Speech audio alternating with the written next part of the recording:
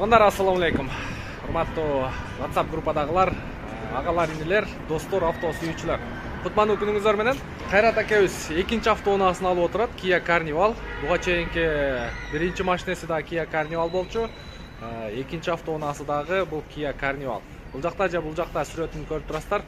Бул машинени 3 күндөн бери чыгарып атканбыз.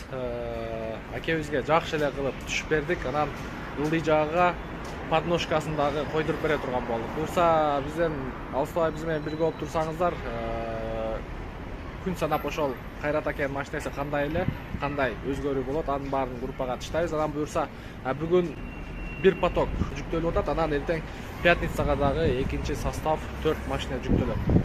Кайрат акенин дагы машинеси жүктөлөт. Мен билесиздер, айтып атканмын, акыркы бир карнивал же жол тандабас болсо, буюрса комплект даяр дегенбиз.